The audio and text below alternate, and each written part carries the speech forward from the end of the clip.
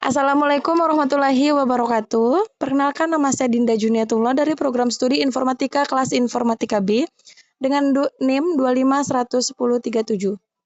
Saya akan mempresentasikan atau membahas sedikit mengenai manajemen proses dalam sistem operasi.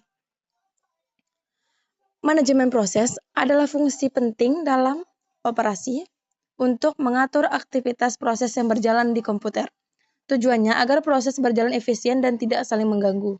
Mencangkup pembuatan, penjadwalan, penghentian proses, serta pengolahan sumber daya CPU dan memori. Proses kontrol atau blok PCB. PCB adalah struktur data penting yang menyimpan informasi tentang proses. Berfungsi sebagai identitas proses dalam sistem. Informasi dalam PCB diantaranya proses, ID atau PID, status proses, program counter, register CPU, manajemen memori, informasi akun, waktu CPU, batas waktu, identitas pengguna. Kemudian operasi dalam proses.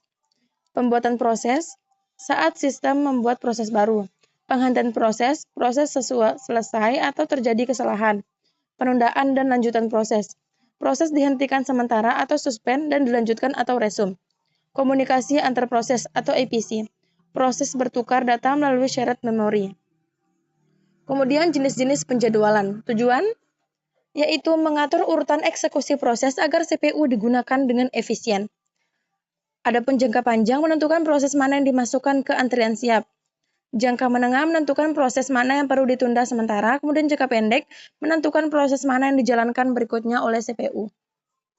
Algoritma penjadwalan. First come atau first serve berdasarkan urutan kedatangan. Shortest job next, proses dengan waktu eksekusi paling singkat. Round robin, setiap proses mendapat giliran waktu CPU tertentu. Kemudian priority scheduling, proses dengan prioritas tertinggi dijalankan lebih dahulu.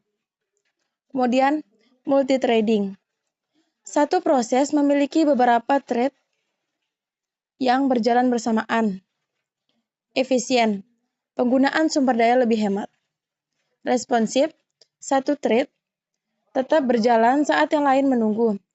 Pemanfaatan CPU maksimal. Thread berjalan paralel dengan prosesor multicore.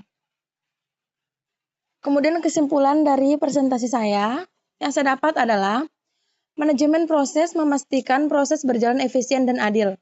PCB menyimpan informasi penting setiap proses. Penjadwalan mengatur urutan eksekusi agar CPU optimal. Kemudian multithreading meningkatkan kinerja dengan eksekusi paralel.